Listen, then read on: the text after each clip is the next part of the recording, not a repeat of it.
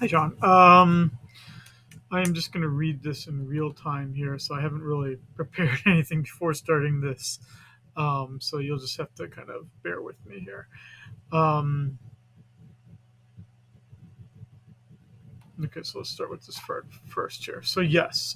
So, when we talk about open market operations, the key thing to remember here is that we're talking about existing bonds. So these existing U.S. government debt. So this would be bonds that like you or I would own, or more often the case that institutions own. Why would institutions own U.S. government debt? Well, the biggest purchaser of them would be insurance companies, because insurance companies are actually limited in the kind of assets they can own. They can't own like stocks and things like that. They have to own ultra safe assets like U.S. government debt because they need to get some interest on that so that they can pay premium, pay claims and things like that. So when the government, or sorry, when the Federal Reserve buys back um, those bonds, so let's say like Geico, and Geico actually does own a lot of U.S. government debt. If the Federal Reserve buys those bonds from Geico, then Geico gets this big payment from the Federal Reserve for the bonds, and the Federal Reserve paid for it with money they created. Now, let's say it goes the other way around. Let's say that Geico wants to buy bonds and is going to buy them from the Federal Reserve who is selling it. Then Geico buys the bonds from the Federal Reserve who is selling it, and the Federal Reserve receives the money from Geico for the bonds, gives the bonds to it, and then rips up the money it received from Geico, thus decreasing the money supply. Okay. Um, yeah, so what's going on here in terms of how the interest rates affected? Let's just draw this out.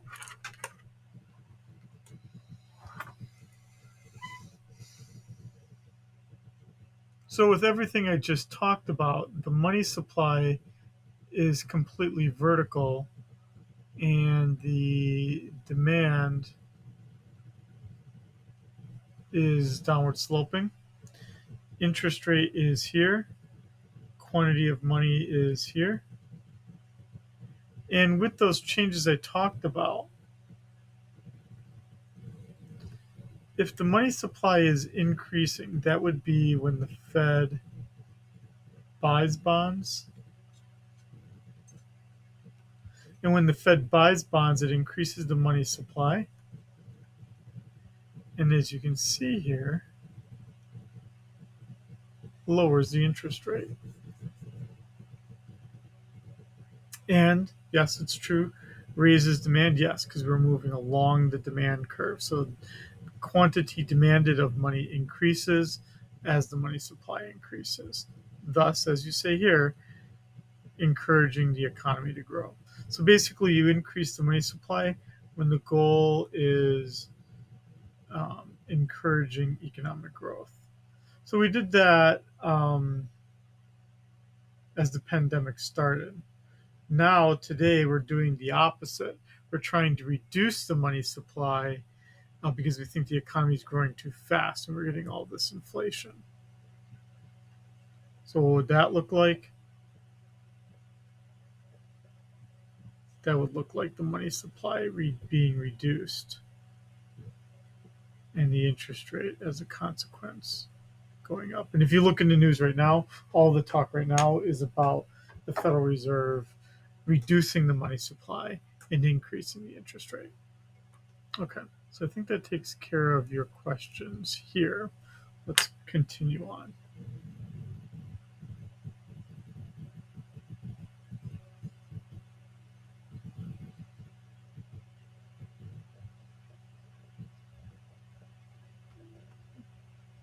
Okay, I'm hoping that these questions were ones that you asked about here. If they're not what you asked here, then let me know. Let's talk about each of these. Suppose the banking system has $400 billion in reserves. The reserve requirement is 8%. Excess reserves is $5 billion. What is the level of deposits? Okay. So if it's got 8% in required reserves, so that'd be 400 times 0.08. Let me get my calculator out.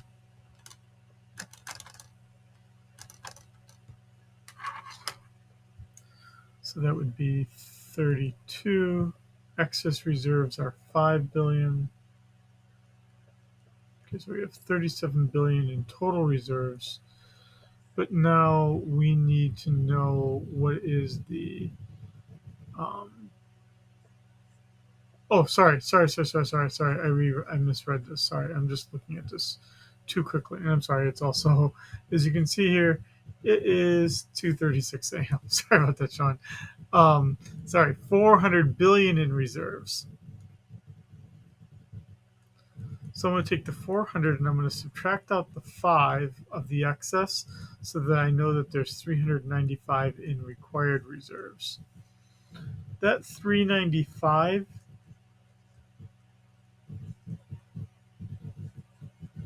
is the result of some unknown being multiplied by 0.08. So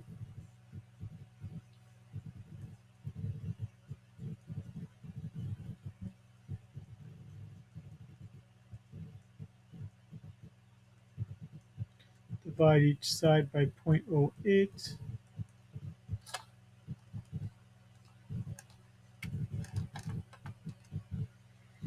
Gets me 4937.5, which is the answer right here. So this is just some simple algebra to solve that. Okay, let's scroll down. And again, Sean, I'm sorry, I'm just kind of looking at this in real time at 2:37 a.m. But I do want to get a response to you here. If the Fed's reserve requirement is 5%, then what quantity does it not hold? So we would take the total deposits of 50,000 times 0.05.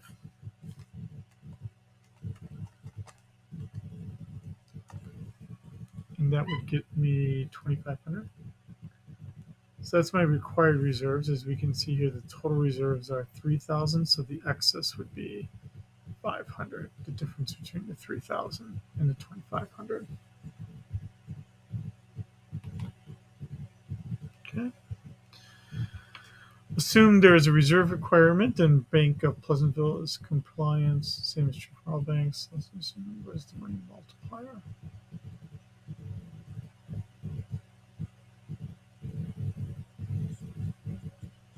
Okay, so I'm assuming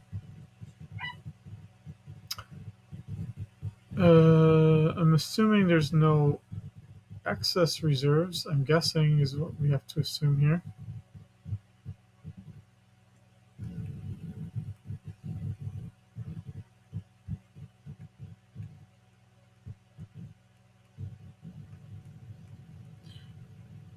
So what I'm going to do here is solve for what the reserve requirement is. So again, simple algebra. Again, I'm assuming that there's no excess reserves. I'm not sure if I'm accurate in assuming that or not. And so here it tells me that the reserve requirement is 0.06. 1 over the required reserve ratio is the money multiplier. So 1 divided by 0.06 is 16.66. And that's my money multiplier. And I'm guessing they just did a rounding here to 16.7. So I did algebra to solve for the required reserve ratio, and then 1 over that result, 1 over 0.06 equals 16.66. Okay, let's scroll down. The bank has a 10% reserve requirement, 36,000 in loans, and has loaned out all it can. Given the reserve requirement, Oish. Okay, so this one's a little tougher here.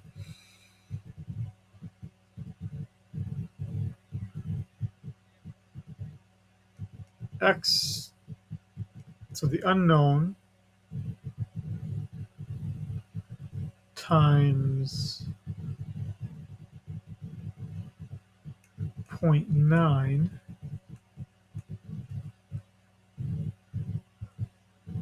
equals 36,000, right? Because we have, if it's a 10% reserve requirement, that means it can lend out 90%.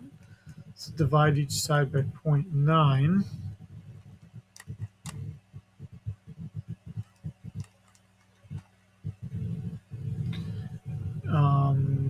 X would equal point, sorry, not 0.09, 0.9. 40,000. So hopefully it's telling you got that one correct because it is correct. So again, some simple algebra manipulation.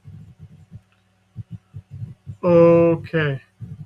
Sean, I hope that answers all of your questions for this. I'm not sure if it did. I know you'd sent me at least 2 emails, and so I tried to put them all here. Hopefully, the questions you had here were what you kind of posted as the images here.